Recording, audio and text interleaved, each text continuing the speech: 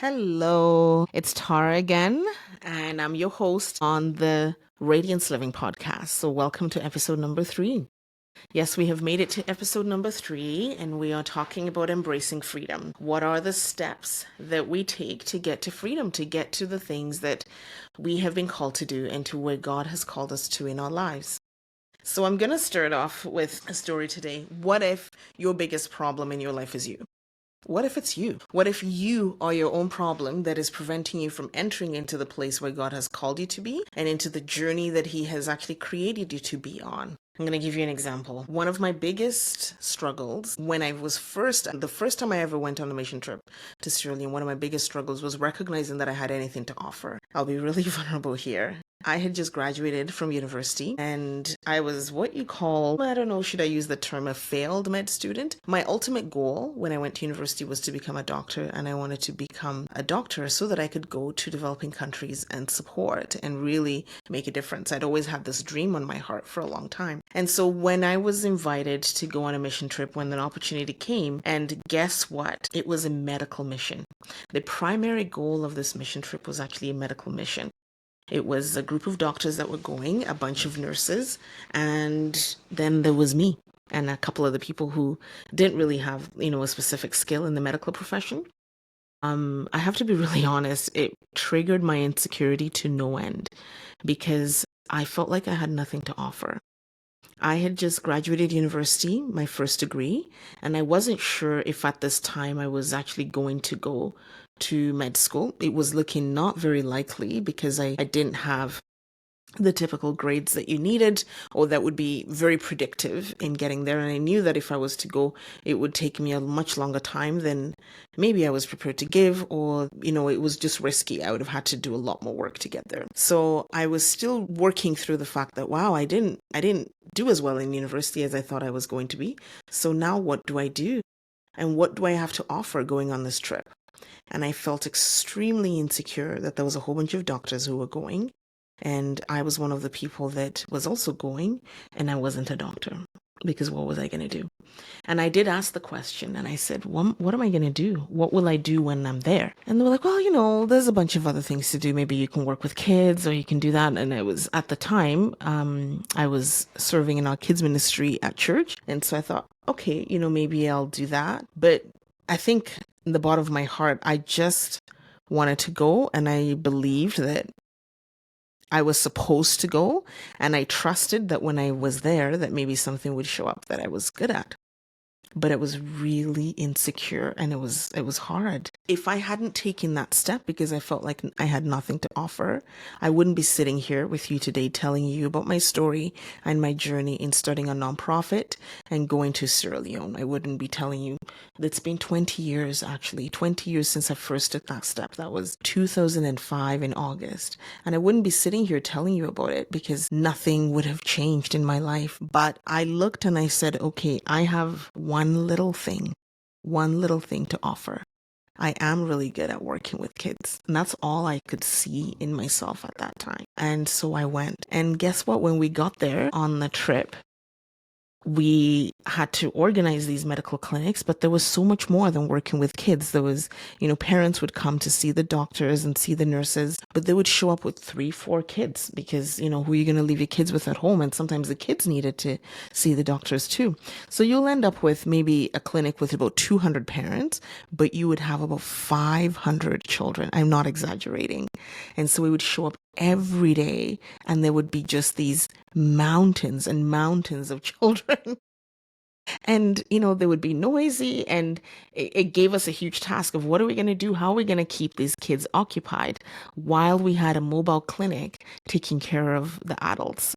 And so myself and a couple other people on the trip came up with this idea, and every day we would plan activities for the kids, for a few hundred kids at a time, and just all day play with them and do activities after activities. And the kids had so much fun. We saw so much fruit from it. And the parents are thankful. Now that I'm a mom I really, really appreciate it when I'm with somebody who really cares about my son. So that when I'm with them, and if my son is around and he's just being his 4-year-old self or just acting like himself, that people are not like, what a nuisance or what just, he needs to go away or what an inconvenience, but they actually take the time to look him in the eye and play with him or interact with him in whatever way, shape, or form. And so I appreciate that. I really appreciate that other people take the time to play with my kids. And so this is what we did when we were in Sierra Leone. We played with all the kids, and it was incredible. The other thing I discovered by taking just this one little step of saying that I was going to go was I discovered that, hey, these clinics actually need organization. And the thing that I was good at that I didn't even recognize in myself at the time until we actually got there was I was actually very good at organizing. So I was like, wow, we need to set up a triage. The triage needs to be here. The doctor's office needs to be here. There needs to be a secondary place for an examination room. There needs to be a private place for the dentist. There needs to be a place put aside for cases of emergency.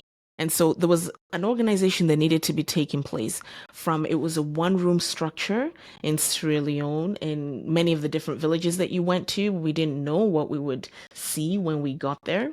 And it was different structures, but I would come up with ways, in conjunction with other people, of how to organize the trip and how to make sure that the clinics actually went well and they were effective and favorable and they did really well. Why do I tell you this story? I tell you this story because you have more in you than what you realize. You have more in you than what you know. I promise you this. One of the things that holds us back time and time and time again is the belief that we have nothing to offer. It is the belief that what we do have to offer is too little. It's not enough. It's not going to make an impact. It's not going to make a difference. And it is a limiting belief that actually prevents us from living freely. It prevents us from living our dreams. It prevents us from embracing freedom. And it prevents us from stepping fully into what God has for us. So I would say, honestly, if you are struggling and if you're in a place where you are wondering, what do I have in life? Who am I? I don't like my job. I don't like what I do on a day-to-day basis. Or I'm just stuck. I feel like I'm spinning my wheels. I'm in a place where I'm stuck. I'm not able to do the things that I really feel like I was put on this earth to do, that I was born to do. I would say to you, one of the very first things I would say to you is, what are you good at? What are you good at? What is it that you can do that no one else can do? What is it that you bring to the table that no one else brings to the table? Or maybe other people do bring it to the table, but you're good at it. What is it that you feel that you can do and it doesn't feel like it's a big weight? Think about that for a second. Now, if something came into your mind that you just thought about, that you were like, I'm good at this, but you also thought, but that's so little. That right there, my friend, is a limiting belief. That my friend, is something that is going to keep you from actually following your dreams and stepping into the fullness of who you are and who you are called to be. Because I tell you, it's never too little. It's never too little. That little thing that you think that you have and that you can do can turn into big things. And one of the biggest things of learning how to step into the freedom of who we are is just recognizing that small thing, that small gift that you have that you can do, and that you begin to be faithful in it. So if it's working with kids, go work with kids. If it's playing with kids, do it fully to the best of your ability. Like I did. That's what got me to start a nonprofit. If it's organization, do it fully to the best of your ability. Back then, 20 years ago, I was in the early stages of my organization. I was in the early stages of actually learning to organize things. And I was in the early stages of I think my gift as an administrator, I would say that, my gift as an administrator, I really didn't know that that's something that I had until there was a void and a vacuum and I stepped into it and I said, oh, let me see what I can do. Let me see what I can help. And as I stepped into it, I thought, oh, I'm good at this. And so just learning to step into something as small as that changed my life forever. So I would say to you today to think through step number one. If I was to say stepping into your freedom, stepping into a calling, stepping into the thing that you are supposed to do. Step number one, What are you good at? What are you good at? And don't be embarrassed. I'm Canadian. And one thing about the Canadian culture, everyone says, oh, we're so humble and we're so nice. But there is a part of Canadian culture that has a sense of false humility. And I say it's a false humility because you don't, you kind of, it's almost like taboo to talk about the things that you're good at doing because you don't want to feel too proud. You don't want to step up there and and be too big-headed and to be too egotistical in how you're doing things. But I would actually encourage you and say, no, it is a mark of maturity. It's a mark of sonship. It's a mark of maturity just to know what you're good at and what you're not good at, and to say, I'm good at this. I can step into this. So I ask you again, what is it that you're good at? Because your destiny, your calling in life is like a mantle. It's like a coat. It fits you perfectly. And it's the thing that you can do that nobody else can do. It's the thing that you bring to the table nobody else can bring to the table. And when you begin to walk in that place and to do those things, you'll see a massive difference in how you relate to people, how others relate to you, and the joy in your life, because what you are called to do in this world, it's something that is already inside of you. It's there. You don't have to go find it. It's not some kind of enigma that you have to go look for. It's already inside of you. You were born with it. Maybelline, maybe she's born like that. Maybe she's born with it. You were born with it. And so, yeah, go for it. Thank you for listening to episode 3. And so today I'd encourage you to go look and see, what is it that you're good at? What is in your hand that you're doing? Even take an inventory of yourself. One of the great ways to actually find out what you're good at is take an inventory. Take some time to journal and write down, what am I good at? The other things that's really good, if you want to try this out, is try different personality profiles and tests. There's different ones out there. I love Strength Finders. Strength Finders is a really good personality it's not a personality profile. It's like a strength profile. It just picks up on your strengths.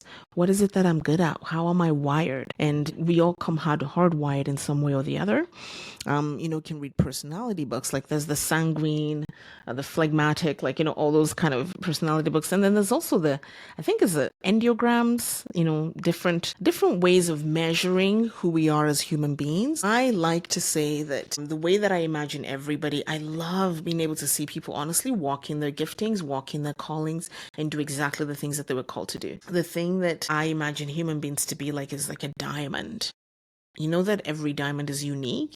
There is no two diamonds on the face of this earth that are the same. So every single diamond is unique because you have to cut each side and shape it differently based on the size and the shape and the type of diamond it is. And so you are like that. You are a diamond. You are unique. You are special. There is no one like you. And part of your number one step, your first step to discovering the journey of who you are, what you're called to do, what you're meant to be, your first step is to find out which diamond are you? And what shape God cut you in, and how did he wire you, and what are the gifts that he put inside of you. And I want to encourage you today, if you were like me where I was 20 years ago, where honestly I really didn't think much of myself and what was inside of me, so much so that I did not want to go on. I had so many issues. The money issue, the issue of actually physically going, the issue of thinking I have nothing to offer. To think of the obstacles that God brought me through on that journey all the way from there to now is just really quite shocking, and a testament to who he is, that he's brought me from that scared little person to the person sitting in front of you here today, encouraging you to go. You can do it. So I'm cheering you on. I believe in you, and I'm encouraging you to go find out what is inside of you. What is inside of you? The world is waiting for you to step out and be you, for you to step out and do exactly what you are called to, and to recognize the uniqueness and the beauty that is inside of you. We're waiting for you, literally waiting for you. There are people who need your skills. There are people maybe on the other side of the world waiting for you to step into the fullness of who you are. Your family is waiting. Your husband is waiting. Your wife is waiting. We're waiting for you to discover the treasure that is inside of you. And you can dig that out. So what is inside of you? lie, lie, lie.